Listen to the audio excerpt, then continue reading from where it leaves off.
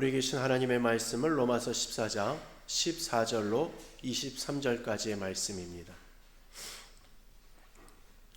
로마서 14장 14절로 23절까지의 말씀입니다. 신약성경 로마서 14장 14절로 23절까지의 말씀 제가 봉독해 드리겠습니다. 내가 주 예수 안에서 알고 확신하노니 무엇이든지 스스로 속된 것이 없으되 다만 속되게 여기는 그 사람에게는 속되니라. 만일 음식으로 말미암아 내 형제가 근심하게 되면 이는 내가 사랑으로 행하지 아니함이라. 그리스도께서 대신하여 죽으신 형제를 내 음식으로 망하게 하지 말라. 그러므로 너희의 선한 것이 비방을 받지 않게 하라. 하나님의 나라는 먹는 것과 마시는 것이 아니요 오직 성령 안에 있는 의와 평강과 희락이라. 이로써 그리스도를 섬기는 자는 하나님을 기쁘시게 하며 사람에게도 칭찬을 받느니라. 그러므로 우리가 화평의 일과 서로 덕을 세우는 일에 힘쓰나니 음식으로 말미암아 하나님의 사업을 무너지게 하지 말라. 만물이 다 깨끗하되 거리낌으로 먹는 사람에게는 악한 것이라. 고기도 먹지 아니하고 포도주도 마시지 아니하고 무엇이든지 내 형제로 거리끼게 하는 일을 아니함이 아름다우니라. 내게 있는 믿음을 하나님 앞에서 스스로 가지고 있으라. 자기가 옳다 하는 바로 자기를 정죄하지 아니하는 자는 복이 있도다. 의심하고 먹는 자는 정죄되었나니 이는 믿음을 따라 하지 아니하였기 때문이라. 믿음을 따라 아니하는 것은 다 죄니라. 아멘. 이 말씀은 살아계신 하나님의 말씀입니다. 기도하겠습니다. 하나님 아버지, 이 시간 주님의 말씀 앞에 섭니다. 주님께서 말씀을 통하여 우리들에게 필요한 주님의 영의 양식을 공급하여 주시고 이 시간 말씀을 통하여 우리들의 마음이 변화되어지고 우리들의 삶이 변화되어지고 더욱더 주님과 동행하는 주님의 증인된 삶을 살 수 있도록 인도하여 주시옵소서. 모든 시간 주님께서 함께 하시고 주장하시며 말씀하여 주실 줄로 믿사옵고 예수 그리스도의 이름으로 기도드리옵나이다. 아멘. 우리는 지난 2주 동안 음식 문제 또 이제 먹는 문제와 또 날의 문제에 대해서 계속해서 말씀을 나누었었습니다. 근데 생각을 해보면요, 같은 이야기를 반복해서 듣는 것 같다라는 마음이 들 수도 있었을 것 같습니다. 하지만 바울이 이 문제를 길게 다루고 있다는 것은요, 이 문제가 단순한 음식 문제가 아니라 사람의 문제로 아주 중요한 부분이기 때문입니다. 사랑의 문제로서 아주 중요한 부분이기 때문인 거죠. 당시 로마 교회는 매우 어려운 상황에 있었습니다. 박해가 있었고 또 신앙을 지키기 위해서 생명을 내놓아야 하는, 목숨을 걸어야 하는 시대였죠. 근데 그러한 상황 속에서도 교회 안에서는 먹는 문제를 가지고 서로 판단하고 논쟁하고 있었다는 겁니다. 언제 죽을지 모를 상황 앞에서 먹는 문제를 가지고 논쟁한다는 것, 이게 얼마나 아이러니한 상황입니까? 근데 이 모습이 오늘 우리들의 모습과 다르지 않다는 사실입니다. 우리는 정말 중요한 문제보다 사소한 문제에 더 집착을 할 때가 있습니다. 그리고 그 사소한 문제를 가지고 사람을 판단하고 관계까지도 끊어버릴 때가 있죠. 바울은 그 모습을 보면서 무엇이든지 그 자체로 더러운 것은 없다라고 말을 합니다. 문제가 되는 것은 음식이 아니라 사람의 마음이라는 거죠. 이 말은 정말 놀라운 선언입니다. 왜냐하면 우리들의 신앙은 내적인 기준이 아니라 우리의 신앙은 외적인 기준이 아니라 내적인 태도에 달려있다는 것을 말해주기 때문입니다. 우리는 종종 눈에 보이는 것으로 판단을 합니다. 저 사람은 저렇게 행동하니까 믿음이 약한 걸 거야 라고 쉽게 말을 할 때가 있다는 거죠. 하지만 바울은 그렇게 말을 하지 않고 그 사람이 어떻게 생각하느냐가 중요하다라고 말을 하고 있습니다. 이 시점에서 바울이 우리들에게 던지는 질문이 있습니다. 너는 무엇을 기준으로 사람을 보고 있느냐? 라는 질문입니다. 여러분 솔직하게 이 질문에 한번 대답해 보십시오. 나는 지금 무엇을 기준으로 사람을 보고 있는가? 내 기준이나 내 경험 또는 내가 옳다고 생각하는 그 생각으로입니까? 아니면 예수님의 사랑으로입니까? 이 질문이 오늘 설교의 핵심이라 말을 할 수 있을 것 같습니다. 믿음은 기준이 아닙니다. 믿음은 태도인 겁니다. 믿음이 크다라는 것은 더 많이, 더 오래가 아니라 더 많은 사람을 품을 수 있는 상태를 의미하는 겁니다. 근데 우리는 종종 믿음을 기준으로 사용을 합니다. 내가 옳다라는 것을 증명하는 도구로 믿음을 사용한다라는 거죠. 그래서 다른 사람들을 판단하고 다른 사람들을 정죄하기도 하는 겁니다. 그러나 바울은 전혀 다른 방향을 제시합니다. 믿음이 있다면 하나님과의 관계 안에서 지키라고 말이죠. 그리고 그 믿음으로 다른 사람을 무너뜨리지 말라라고 말을 합니다. 1995년 남아프리카 공화국에서는요, 매우 중요한 사건이 하나 일어납니다. 아파르트헤이트라는 이 인종차별 정책이 끝난 직후였었는데, 이 나라는요, 백인과 흑인 사이에 인종차별로 인해 가지고 깊은 상처가 남아 있었습니다. 그래서 분노와 증오가 서로에게 가득한 상태였죠. 그런 상황 속에서 럭비 월드컵이 열린 겁니다.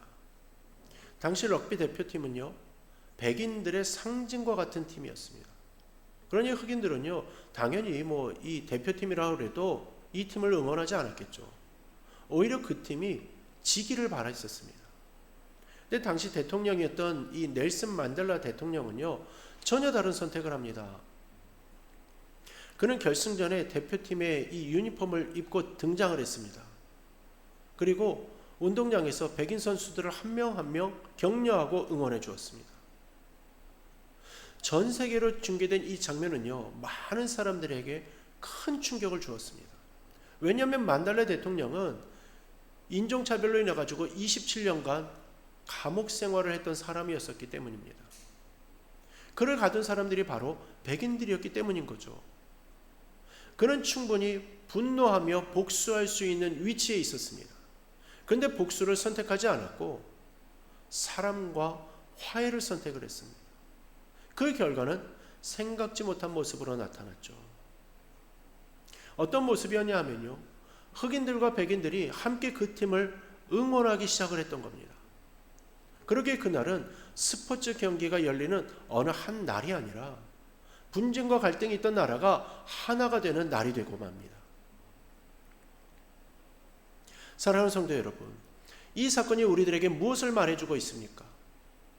분명 그동안 겪어왔던 기억들과 기준으로 보면 절대 용서할 수 없는 상황입니다. 근데 사랑으로 보면요, 전혀 다른 선택이 가능해진다는 겁니다. 이것이 오늘 바울이 말하고 있는 핵심인 거죠.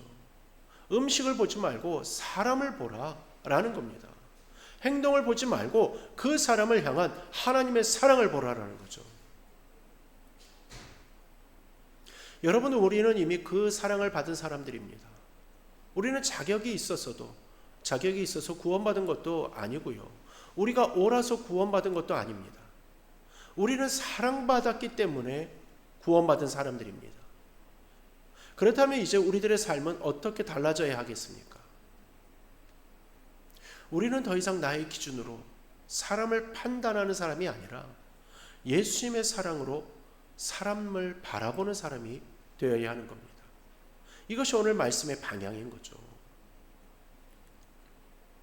그럼 바울이 말하는 믿음의 이 분량이라는 것은 도대체 무엇이겠습니까? 우리는요, 흔히 믿음이 크다, 작다, 이러한 표현을 쉽게 사용을 합니다. 근데 성경은요, 믿음을 단순한 크기로 설명하지 않는다는 사실입니다. 성경이 믿음을 크기로 설명하지 않는 이유는요, 믿음은 양적인 개념이 아니라 관계적인 개념이기 때문입니다. 다시 말해서 믿음은 하나님과의 관계 속에서 형성되어지는 태도라는 거죠. 그래서 믿음이 깊어질수록 사람은 더욱더 자유로워지게 되고요, 동시에 더 조심스러워지게 되는 겁니다. 이 지점이 매우 중요한데, 믿음이 자라면 마음대로 살아가는 것이 아니라 오히려 더 섬세하게 살아가게 된다는 사실입니다. 왜냐하면 사랑이 함께 자라기 때문이라는 거죠. 바울은 내 신념이 있다라면 그것은 하나님 앞에서 간직하라고 말을 합니다. 이 말은요, 믿음을 숨기라는 말이 아니고 다른 사람을 무너뜨리는 방식으로 사용하지 말라라는 말입니다. 여기서 우리는 신학적으로 매우 중요한 원리를 발견하게 되는데, 믿음은 자유를 낳게 해준다. 그런데 사랑은 그 자유를 제한한다 라는 겁니다. 이것이 복음의 구조라는 거죠. 예수님께서는 우리를 자유롭게 하셨습니다. 율법의 정죄에서 자유롭게 하셨죠. 그런데 그 자유를 가지고 다른 사람을 판단하거나 상처를 준다라면 그것은 복음의 본질에서 벗어난 것이다라는 겁니다. 그래서 갈라디아서에서는 이렇게 말을 합니다. 자유를 육체의 기회로 삼지 말고 사랑으로 서로 종노릇하라. 여러분, 이게 바로 믿음의 분량인 겁니다. 믿음이 크다라는 것은 더 많은 것을 할 수 있는 상태가 아니라 더 많은 것을 참을 수 있는 상태입니다. 더 많은 것을 주장하는 것이 아니라 더 많이 내려놓을 수 있는 상태라는 겁니다. 이것이 바울이 말하는 성숙한 믿음이라는 거죠. 2014년에 세월호 참사가 있었습니다. 수많은 학생들이 희생되어지는 비극적인 사건 앞에서 많은 사람들이 충격을 받았죠. 사건 이후에 한 아버지의 이야기가 많은 사람들에게 깊은 울림을 주었습니다. 자녀를 잃은 한 아버지가요, 가해 책임이 있는 선장을 향해서 이런 말을 했답니다. 나는 당신을 미워하고 싶지만 미워하지 않겠습니다. 여러분, 이 말은요, 감정적으로 가능한 말도 아니고 어떠한 결단을 했다고 해서 가능한 말도 아닙니다. 자녀를 잃은 부모의 마음을 우리가 어떻게 헤아릴 수가 있겠습니까? 그 고통은 인간의 언어로 설명하기가 어려운 깊이죠. 근데 그 자리에서 미움을 내려놓겠다라는 선택을 했습니다. 여러분, 이 선택은 무엇을 보여주고 있는 겁니까? 이것은 옳고 그름의 문제도 아니고 감정의 문제도 아닌 겁니다. 이것은 어떠한 기준으로 사람을 볼 것인가의 문제인 겁니다. 상대의 잘못만 보면 미워하는 것이 당연할 겁니다. 또 내 기준으로 보면 분노하는 것이 당연하겠죠. 근데 사랑으로 보면요, 전혀 다른 선택이 가능해진다는 겁니다. 이것이 바로 오늘 바울이 말하고 있는 핵심이죠.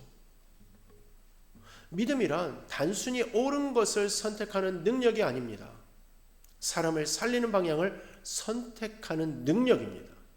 여기서 우리가 반드시 기억해야 할 사실이 있습니다. 예수님께서 우리를 구원하실 때 우리를 평가하고 구원하신 것이 아니라는 사실입니다. 예수님은 우리를 사랑하셨기 때문에 구원하신 것이죠. 로마서 5장 8절 말씀처럼 우리가 아직 죄에 대했을 때에 그리스도께서 우리를 위하여 죽으신 것입니다. 이 말은요, 우리가 옳았기 때문에 살아난 것이 아니라 우리를 사랑하셨기 때문에 우리를 살리신 것이다라는 겁니다. 그렇다면 이제 우리들의 믿음은 어떠한 모습으로 나타나야겠습니까? 우리는 옳음을 증명하는 것이 아니라 사랑을 드러내는 사람이 되어야 하는 겁니다. 기준을 들이대는 사람이 아니라 사람을 살리는 사람이 되어야 한다는 겁니다. 이것이 믿음의 분량이 자라난 사람들의 모습인 줄로 믿습니다. 우리 사랑하는 성도 여러분, 혹시 우리는 지금 믿음을 기준으로 사용하고 있지는 않습니까? 혹시 우리는 믿음을 가지고 다른 사람을 판단하고 있지는 않습니까? 혹시 우리는 나의 옳음을 증명하는 데에 더 관심이 있지는 않으십니까? 이 질문 앞에서 우리는 정직해야 합니다. 믿음은 나를 높이는 도구가 아니라 다른 사람을 세우는 통로입니다. 이 사실을 기억할 때 우리들의 신앙은 완전히 다른 방향으로 나아가게 될 것입니다. 바울은 오늘 본문에서요, 매우 강한 표현을 사용을 합니다. 그리스도께서 대신하여 죽으신 형제를 내 음식으로 망하게 하지 말라. 이 말은요, 단순한 권면이 아닙니다. 이 말은 신앙의 본질을 건드리는 선언입니다. 여기서 우리는요, 복음의 중심을 다시 한번 보게 되는데, 예수님의 죽음은 단순한 사건이 아니라 관계의 회복이라는 겁니다. 예수님은요, 하나님과 인간 사이를 화목하게 하셨습니다. 그리고 동시에 인간과 인간 사이의 관계까지 회복시키셨습니다. 그래서 복음은 언제나 관계를 살리는 방향으로 흘러가게 되어져 있는 겁니다. 근데 만약 우리들의 말과 행동이 사람을 무너뜨린다면 그것은 복음의 방향과 정반대로 가고 있는 것이죠. 여기서 우리는 매우 중요한 신학적 긴장관계를 보게 됩니다. 자유와 사랑 사이의 긴장관계입니다. 복음은 우리들에게 분명한 자유를 주었습니다. 율법의 정죄에서 자유롭게 하셨죠. 그래서 우리는 먹는 것과 마시는 것에 대해서 전혀 매이지 않습니다. 외적인 규정에 매이지 않을 수 있게 된 거죠. 그러나 동시에 복음은 우리들에게 사랑을 요구합니다. 그리고 그 사랑은 언제나 자기를 제한하는 상태로 나타나게 됩니다. 이것이 십자가의 구조인 거죠. 예수님은 가장 자유로운 분이셨습니다. 그러나 그 자유를 또한 내려놓으셨습니다. 그리고 예수님은 빌립보서 2장에서 말하는 것처럼요, 자기를 비워 종의 형체를 가지셨습니다. 이것이 바로 사랑이죠. 그러므로 참된 자유는 제한 없는 선택이 아니라 사랑을 위해 스스로 제한할 수 있는 능력을 갖추는 것입니다. 이것이 바울이 말하는 신앙의 성숙인 거죠. 우리 사랑하는 성도 여러분, 여기서 우리 한번 스스로에게 매우 중요한 질문 하나를 던져보기를 원합니다. 나는 지금 자유를 사용하고 있는가? 아니면 자유를 내려놓고 있는가? 나는 내 권리를 주장하고 있는가? 아니면 다른 사람을 위해 포기하고 있는가? 이 질문은 대답하기에 매우 불편한 질문일 겁니다. 그러나 믿음을 가진 우리들로서는요, 분명히 답해야 할 질문입니다. 왜냐하면 복음은 언제나 우리를 불편하게 만들기 때문입니다. 2014년 대한항공에서 일어난 사건이 하나 있었습니다. 비행기가 이륙하려는 순간요, 한 대한항공 임원이 서비스 문제를 이유로 비행기를 다시금 게이트로 돌려보낸 겁니다. 일명 땅콩 회항 사건이라고 불리는 사건인데, 이 사건은요, 단순한 갑질 사건으로 끝나지 않았습니다. 그 안에는 인간의 죄성 가득한 본질적인 모습이 드러났습니다. 그 사람은 자신의 위치와 권한을 가지고 있었습니다. 그래서 자신이 요구할 수 있는 권리가 있다라고 생각을 했던 겁니다. 그래서 자신의 기준으로 상황을 판단했습니다. 그리고 그 기준에 맞지 않는 사람을 강하게 몰아붙였습니다. 그 결과는 어땠습니까? 많은 사람들이 상처를 받았고요, 사회 전체적으로도 큰 충격을 주게 되었습니다. 이 사건은요, 자유와 권리를 어떤 사랑 없이 사용할 때 어떠한 일이 일어나는지를 보여주는 겁니다. 나는 할 수 있기 때문에 한다. 나는 옳기 때문에 말을 한다. 나는 맞기 때문에 밀어붙이는 거다. 이 논리가 얼마나 위험한지를 보여주는 거죠. 여러분 신앙 안에서도 동일한 일이 일어납니다. 나는 성경적으로 맞다라고 생각을 합니다. 나는 신앙적으로 옳다라고 생각을 합니다. 그래서 상대를 판단하고 몰아붙이죠. 그러나 바울은 그렇게 해서 협력이 무너진다라면 그거는 죄다라고 말을 한다라는 겁니다. 여기서 우리는 매우 중요한 신학적 결론에 도달하게 됩니다. 사랑 없는 옳음은 죄가 될 수 있다는 겁니다. 이 말은 매우 충격적인 말입니다. 그러나 복음의 관점에서는 너무나도 분명하고 당연한 말입니다. 왜냐하면 복음의 중심은 옳음이 아니라 사랑이기 때문입니다. 예수님은 언제나 사람을 먼저 보셨습니다. 율법보다 사람을 먼저 보셨죠.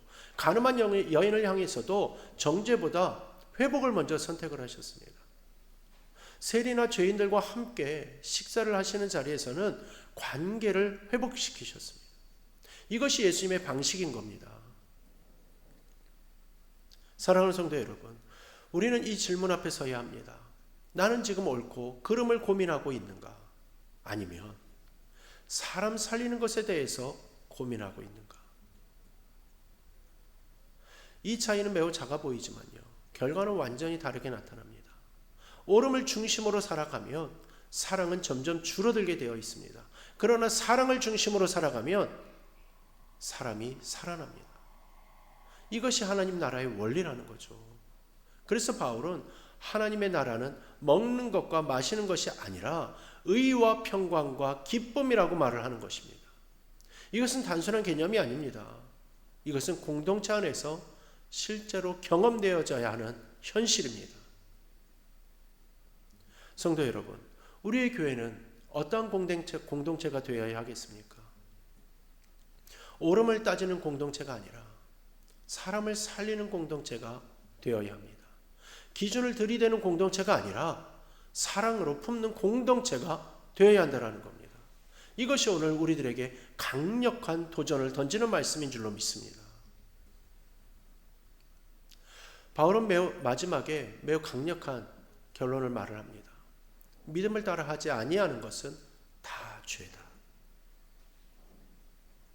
이 말은 우리들의 신앙을 근본적으로 다시 생각하게 만듭니다. 우리는 보통 죄를 행동으로만 생각을 합니다. 무엇을 했느냐, 하지 않았느냐, 이것으로 판단을 하죠. 그러나 바울은 전혀 다른 기준을 제시합니다. 믿음으로 하지 않는 모든 것이 죄라는 겁니다.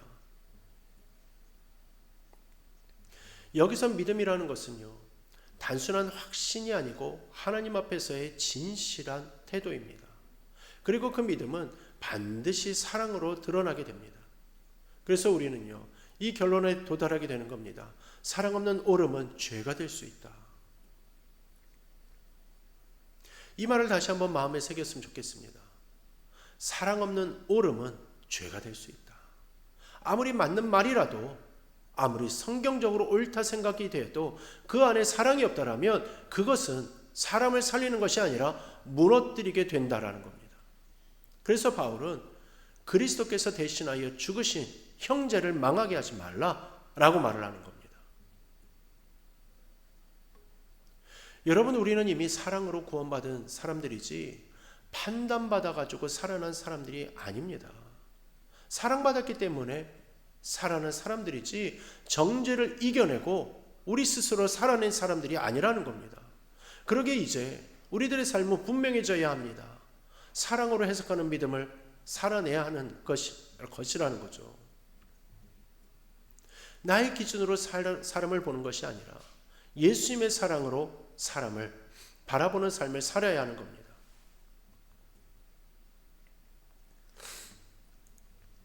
그렇다면 우리는 구체적으로 어떻게 살아야 하겠습니까? 첫 번째입니다. 판단하기 전에 이해하려고 해야 합니다. 우리는 너무 쉽게 결론을 내립니다.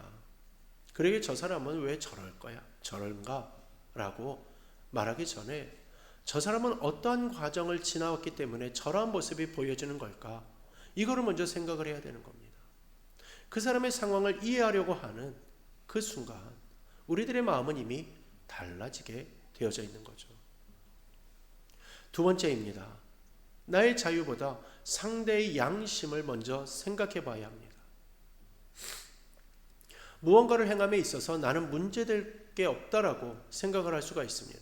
그러나 상대에게 그것이 걸림이 된다면 기꺼이 내려놓을 수 있어야 하는 겁니다. 이것이 사랑이라는 거죠. 세 번째입니다. 말하기 전에 그 영혼을 먼저 생각을 해야 합니다. 지금 하려는 이 말이 맞는가를 먼저 생각하지 말고 이 말이 저 사람을 살릴 수 있는가를 먼저 생각해 보아야 한다는 겁니다. 이 질문 하나만 바뀌어도 우리의 언어는 완전히 달라지게 되어져 있습니다. 사랑하는 성도 여러분, 이제 우리는 선택해야 합니다. 나는 옳음을 선택할 것인가? 아니면 사랑을 선택할 것인가?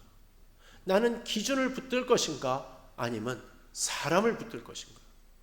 이 질문 앞에서 우리는 더 이상 뒤로 물러설 수가 없습니다. 오늘 말씀은 우리를 편안하게 두지 않습니다. 불편함 속에서 선택을 요구하고 있습니다. 아마 여러분들의 삶 속에서 떠오르는 사람이 있었을 겁니다. 마음이 불편한 사람, 이해되지 않는 사람, 나와 맞지 않는 사람. 여러분들은 그 사람을 어떻게 바라보시겠습니까? 여전히 나의 기준으로 바라보시겠습니까? 아니면 예수님의 사랑으로 바라보시겠습니까? 이제 우리는 분명히 선택하고 결단해야 합니다. 그리하여 사랑으로 해석하는 믿음으로 살아가야 할 것입니다.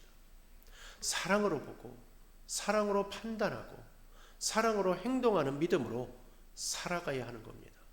그것이 우리를 살리신 예수님의 사랑에 합당한 삶인 줄로 믿습니다. 그리하여 그 길로 나아가는 우리 모두가 되기를 주님의 이름으로 축원합니다. 이제 기도의 자리로 나아가길 원합니다. 오늘 말씀을 들으면서 마음에 떠오르는 사람들이 있었을 겁니다. 내 기준으로 판단했던 사람, 내가 이해하지 못했던 사람, 어쩌면 아직도 마음이 불편한 사람. 오늘 주님은 우리들에게 분명하게 말씀하셨습니다. 사람을 보라, 그리고 사랑으로 해석하라. 이제 그 말씀 앞에서 우리들의 마음을 드려야 할 시간입니다. 하나님 앞에 정직하게 나아가시기를 바랍니다. 내 안에 있었던 판단과 기준을 내려놓고 예수님의 사랑으로 바라볼 수 있는 마음을 구하시길 바랍니다. 이 시간 잠시 조용히 기도하며 주님 앞에 나아가겠습니다.